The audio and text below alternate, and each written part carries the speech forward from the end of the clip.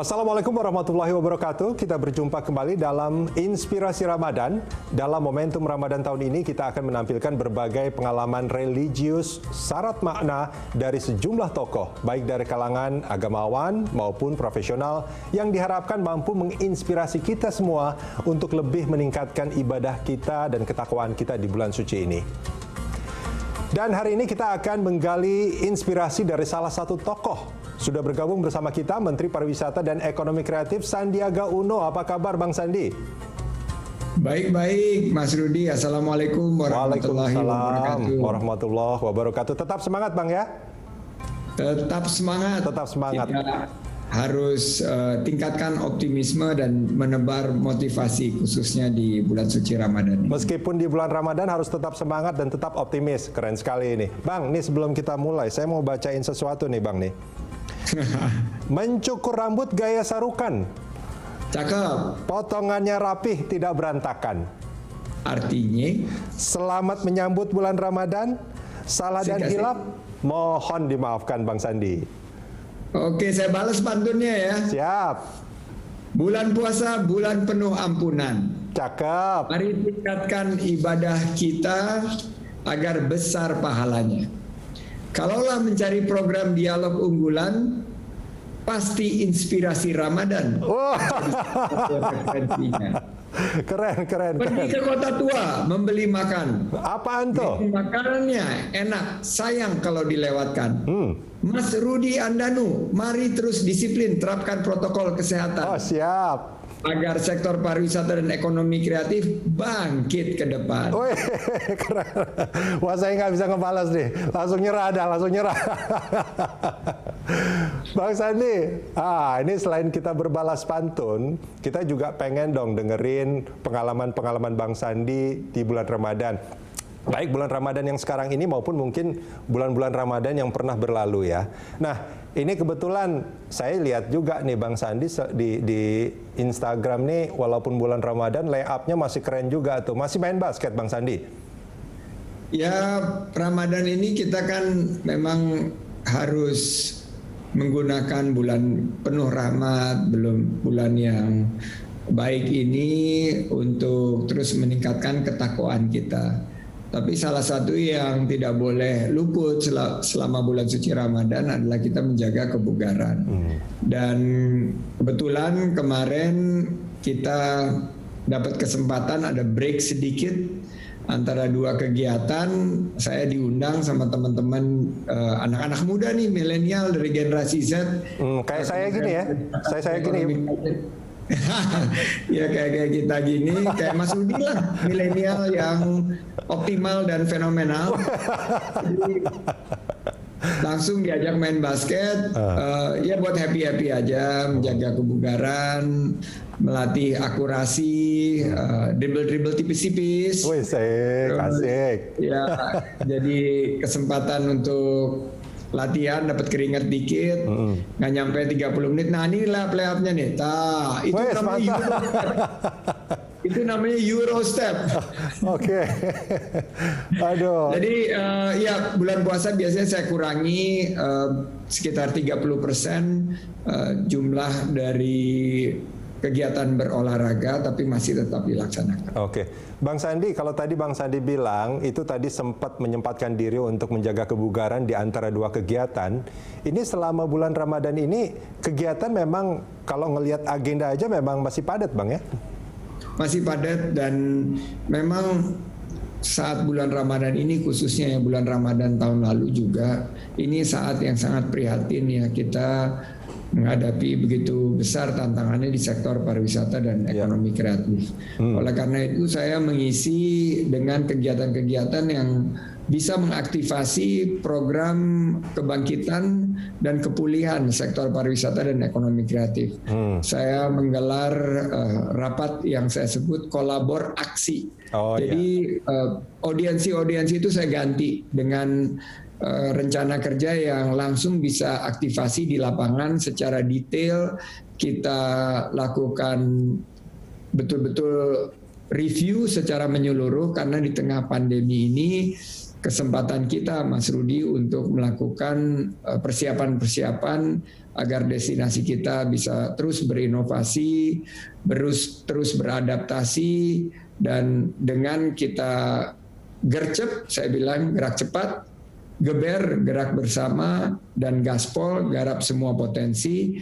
Mudah-mudahan sektor ini bisa menjadi pandemic winner. Bahwa di tengah pandemi kita menyiapkan agar pariwisata yang berkualitas dan berkelanjutan lingkungan ini bisa kita wujudkan di tengah pandemi dan pasca pandemi. Oke, Bang Sandi, sebetulnya dalam kolaborasi ini kan memang kita ada dua hal. Pertama, pandemi COVID-19 masih melanda dan masih mengkhawatirkan.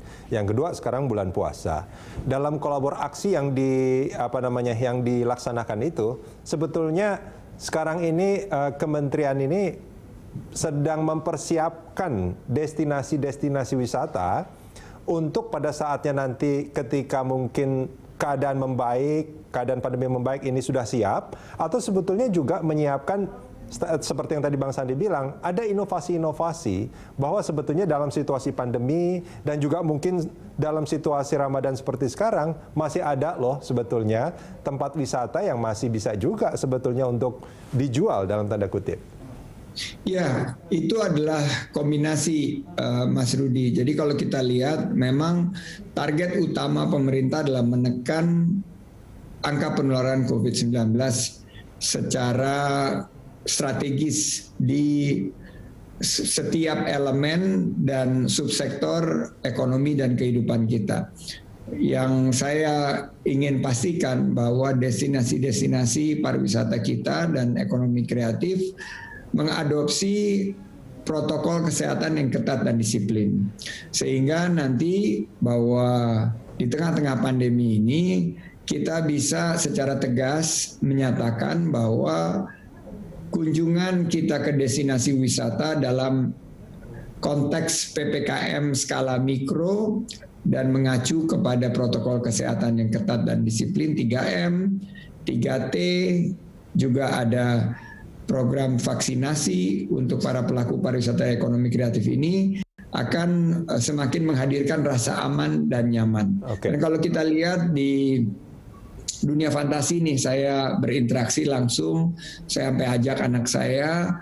Di situ kita melihat bahwa protokol kesehatannya sudah secara ketat dan disiplin, CHSE, Cleanliness, Health, Safety, dan Environmental Sustainability protokolnya dijalankan. Kapasitasnya di bawah 50%. Misalnya dunia fantasi terbiasa dengan 15.000 kunjungan, 15.000 orang per hari, sekarang antara 3 sampai 4.000. Berarti ini jauh di bawah kapasitas 50% yang dianjurkan dalam panduan CHSE tersebut, yaitu 7.000 sampai 7.500. Nah, berkaitan dengan itu berarti akan ada juga adaptasi-adaptasi di mana para pelaku pariwisata harus mengantisipasi. Seandainya ada lonjakan dari kunjungan masyarakat diakibatkan dengan peniadaan mudik, mereka siap. Tapi tentunya dalam bingkai PPKM skala mikro dengan memprioritaskan protokol kesehatan dan program kita untuk menekan penularan COVID-19. Baik, Bang Sandi, kita akan lanjutkan ini di segmen berikut ya. Pemirsa jangan kemana-mana, Inspirasi Ramadan masih akan kembali usai jeda.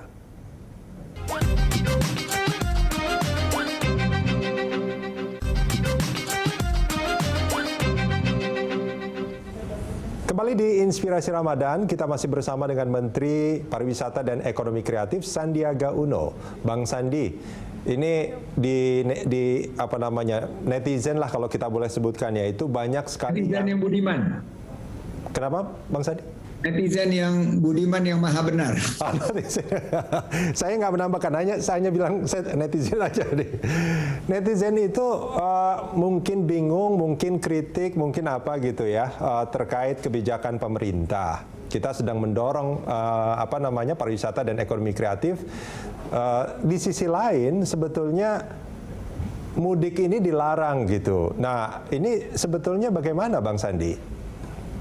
Ya, saya tentunya mengajak masyarakat untuk bisa memahami situasi terkini COVID-19, bahwa walaupun dengan PPKM skala mikro ini kita sudah bisa menekan angka kasus baru sekarang antara 4.000 sampai 5.000 per hari dibandingkan dengan 2 bulan lalu yang bisa mencapai 14.000 per hari, kita tidak boleh lengah.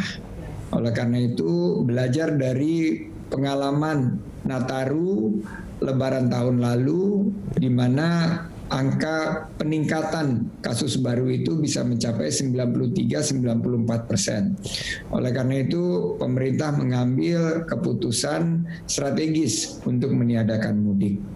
Namun dalam bingkai PPKM skala mikro, bukan PSBB. Tahun lalu itu PSBB, tahun ini PPKM skala mikro, di mana ada beberapa kegiatan masyarakat yang diperbolehkan, termasuk juga kunjungan-kunjungan ke destinasi wisata dan melakukan kegiatan yang menopang ekonomi kreatif. Nah, dalam bingkai PPKM skala mikro ini, masyarakat saya mengimbau untuk menyadari bahwa fokus kita adalah menekan angka penularan COVID-19 agar pandemi COVID-19 ini dalam situasi yang kondusif dan terkendali. Nah, itu butuh protokol kesehatan yang patuh dan ketat dan disiplin. Butuh juga protokol-protokol 3T, testing, tracing, dan treatment. Butuh vaksinasi yang lebih terdistribusi. Nah, sembari kita menunggu situasi yang jauh lebih kondusif dan terkendali, kami di sektor pariwisata dan ekonomi kreatif tentunya akan beradaptasi dengan keputusan pemerintah untuk meniadakan mudik. Salah satu adaptasinya adalah menyiapkan destinasi-destinasi ini agar mereka tidak kaget begitu mendapat lonjakan kunjungan wisatawan yang diakibatkan peniadaan mudik ini. Sehingga ini adalah langkah antisipatif. Jadi mohon para pengelola destinasi wisata, juga desa wisata, ini saya kebetulan lagi ada di Dusun Butuh di Kecamatan Kaliangkrik, di Desa Kajoran, atau kalau kita lihat ini disebut sebagai Nepal Van Java. Ini sebelum Lebaran aja kunjungannya 3.000 sampai 4.000 per hari. Nah, karena tidak ada ditiadakannya mudik, patut kita bisa duga akan ada lonjakan kenaikan kunjungan dari masyarakat ke destinasi-destinasi wisata, dan ini adalah tugas kami untuk menyiapkan agar destinasi wisata kita patuh terhadap protokol kesehatan dan CHSE. Oke. Nah, untuk memastikan itu apa yang dilakukan Bang Sandi?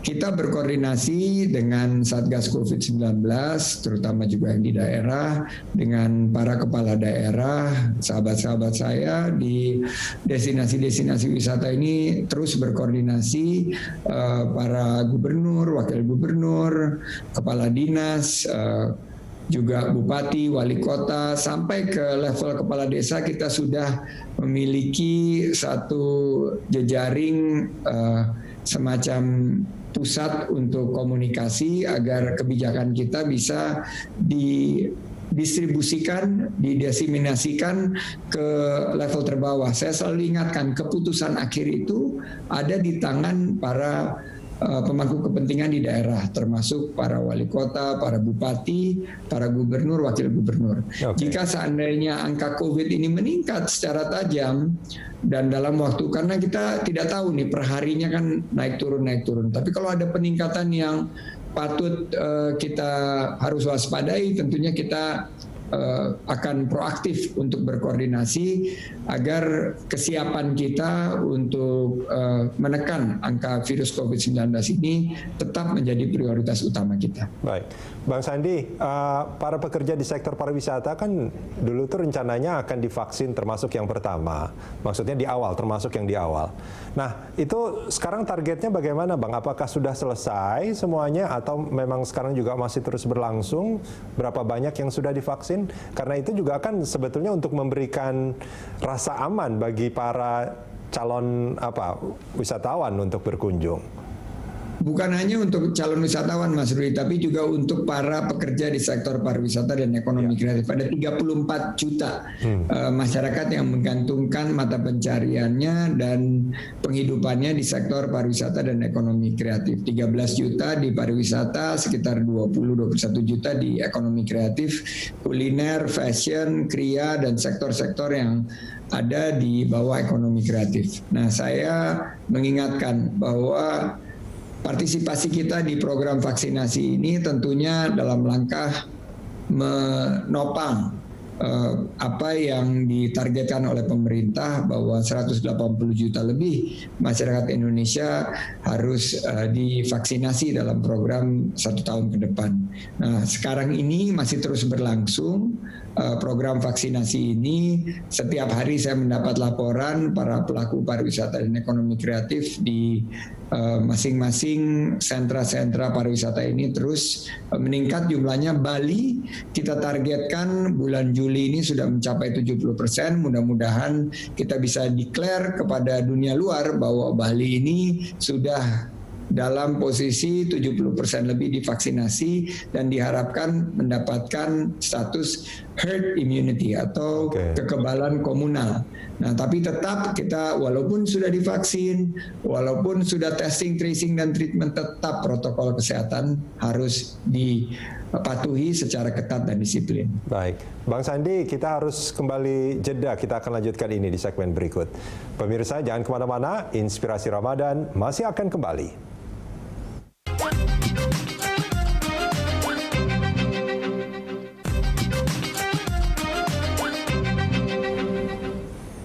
Kembali di Inspirasi Ramadan, kita masih bersama Menteri Pariwisata dan Ekonomi Kreatif Sandiaga Uno. Bang Sandi, ini kalau bicara soal wisata dan ekonomi kreatif, salah satu segmennya itu ada wisata religi. Nah, ini kan biasanya seringkali masyarakat kita di bulan Ramadan ini mengunjungi tempat-tempat untuk berziarah. Nah, ini kan sebetulnya kalau kita melihat sebelum pandemi, cara mereka berwisata religi ini, berziarah ini kan agak beresiko sebetulnya dengan COVID-19. Sangat beresiko. Nah, ini gimana Bang Sandi? Nah, inilah bagian daripada kita menerapkan CHSE bukan hanya di destinasi-destinasi utama seperti Ancol, Kota Tua, juga mungkin di beberapa destinasi unggulan lainnya, tapi juga sampai menyentuh ke situs-situs religi. Kita juga harus menyentuh desa-desa wisata. Kuncinya adalah bagaimana sosialisasi dan edukasi kami kepada para pengelola destinasi wisata, terutama wisata religi. Memang biasanya wisata religi itu identik dengan menumpuknya massa. Kita sudah melihat festival-festival Maulid maupun juga ziarah-ziarah ke makam Wali Songo itu biasanya dipenuhi, datang berbes-bes, berbondong-bondong dan lain sebagainya. Nah, tren pariwisata ke depan termasuk wisata religi harus menyesuaikan bahwa wisata yang diharuskan di bawah COVID-19 ini, pandemi ini mengharuskan kita untuk mereposisi agar pariwisata, khususnya wisata religi ini customize, personalize, localize, dan smaller in size. Nah, dengan begitu kita bisa memastikan jumlah dari kunjungan wisatawan itu tidak membludak. Ada pendekatan pembatasan maupun juga informasi yang nantinya akan berbasis aplikasi teknologi. Akan ada pengumuman, akan ada sistem reservasi, akan ada sistem yang mengacu kepada standar-standar tadi, cleanliness, health, safety, dan environmental sustainability. Termasuk juga toiletnya harus dilakukan satu pendekatan agar toilet-toilet di wisata religi ini dalam kondisi yang berkualitas. Jadi bukan hanya kita hanya di bibir bahwa kebersihan adalah sebagian daripada iman, tapi kita juga harus buktikan bahwa wisata-wisata religi ini bersih, aman, dan nyaman untuk para kunjungan, para wisatawan yang datang untuk sebagian berwisata dan beribadah. Baik. Nah, ini yang saya butuh sekali kerjasama dari pengelola situs-situs religi ini, pemerintah daerah untuk memasang signage-nya, memasang tempat untuk mencuci tangan, memasang juga panduan-panduan jarak, dan akhirnya juga kita butuh kedisiplinan dari semua pihak untuk melihat siapa yang tidak pakai masker tidak boleh masuk ke situs religi tersebut. Baik. Siapa yang berkerumun kita ingatkan untuk mereka menjaga jarak. Oke. Itu yang harus menjadi dasar dari pengelolaan situs religi ke depan, dan ternyata pandemi ini membuka satu peluang agar kita seperti kemarin di komplek masjid Luar Batang, salah satu yang paling situs yang paling sering dikunjungi oleh para wisatawan, khususnya wisata religi. Ini kita bagaimana bekerja sama dengan stakeholders dan pemerintah setempat menghadirkan toilet yang bersih, juga panduan-panduan agar protokol kesehatan itu dipatuhi secara ketat dan disiplin. Baik, itu penting sekali itu Bang Sandi. Bang, ini selain kita ngomongin hal-hal yang berkaitan dengan pekerjaan dan hal-hal yang serius tadi, boleh nggak kita dengerin mungkin ada cerita atau pengalaman mungkin Bang Sandi selama bulan Ramadan yang sampai sekarang itu masih teringat? Barangkali dulu pernah curi-curi buka puasa di siang hari atau bagaimana mungkin Bang Sandi? Saya paling ingat berpuasa pada hari yang terpanjang yang saya pernah alami. Saya waktu itu tinggal di salah satu kota di Calgary, di Kanada. Saya kebetulan lagi tugas waktu itu. Itu siangnya panjang sekali itu Bang? Jadi sahurnya itu kita jam 2, bukanya itu jam 10 malam. Dan itu saya merasakan sekali puasa 20 jam itu satu kenikmatan ya, bahwa kita diberikan oleh Allah Subhanahu wa taala kesempatan untuk beribadah. Berarti kan semakin panjang waktu kita berpuasa, semakin juga harusnya giat kita untuk mendapatkan ketakwaan kita.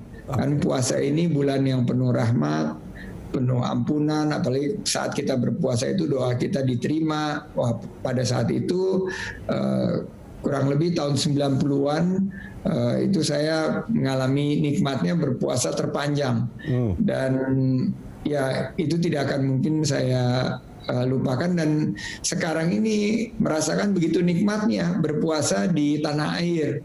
Di tanah air ini puasanya sahurnya jam 4.30, bukanya jam 6. Jadi praktis jauh lebih singkat dan udaranya jauh lebih bersahabat, dan berpuasa bersama-sama dengan keluarga itu memang penuh nikmat.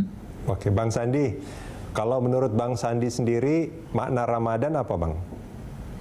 Ramadan ini menurut saya bulan yang betul-betul kita dibuka kesempatan untuk memanjatkan doa-doa terbaik kita, dan doa-doa kita di saat bulan suci Ramadan ini agar pandemi COVID-19 segera dicabut dari muka bumi dan Indonesia kembali bangkit dan pulih. Saya kemarin sempat dengan anak-anak yatim ini mengingatkan bahwa bulan suci Ramadan ini kita diwajibkan berpuasa seperti yang sudah diwajibkan kepada kaum sebelum kita, dan agar kita menjadi orang-orang yang bertakwa. Jadi ujung daripada kegiatan kita ini bukan hanya menahan rasa lapar dan dahaga, tapi adalah meningkatkan ketakwaan kita. Jadi makna Ramadan buat kita semua ini adalah kita memastikan bahwa kita menjadi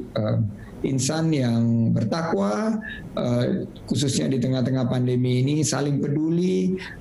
Saya kebetulan adalah penyintas COVID. Saya pernah merasakan beratnya COVID, dan di jam-jam ini, di detik-detik ini ada satu sahabat saya yang lagi berjuang. Baru saja dikabari dia masuk ICU dan harus menggunakan ventilator. Saudara saya Ari Mufti, saya berdoa agar dia bisa dicabut penyakit COVID-nya. Jadi Ramadan ini penuh tantangan. Saya ingin kita semua mengangkat tangan agar kita berdoa dan yakinlah Allah akan ijabah doa kita, terutama doa untuk kebangkitan kita, kebangkitan ekonomi, kebangkitan masyarakat pasca pandemi ini. Baik, Bang Sandi, terima kasih banyak sudah bersama kami nih Bang. Ini kalau kita bicara jalan-jalan ke plaza, plasanya ada di Cikini. Ini dengan sangat terpaksa Bang, karena waktu kita cukupkan dialognya sampai di sini. Tapi harus dibalas dulu pantunnya nih, Mas Kiki. Buka puasa paling mantap makan soto Betawi. Sotonya gurih, bikin nggak pengen berhenti. Teman-teman Berita Satu, mari terus berkolaborasi agar pariwisata dan ekonomi kreatif melesat kembali. Oke, cakep. Baik Bang Sandi, terima kasih banyak waktunya. Sukses untuk kita. Baik. Pemirsa, demikian tadi dialog Inspirasi Ramadan bersama Menteri Pariwisata dan Ekonomi Kreatif Sandiaga Uno. Saya Rudian Danu, terima kasih dan wassalamualaikum warahmatullahi wabarakatuh.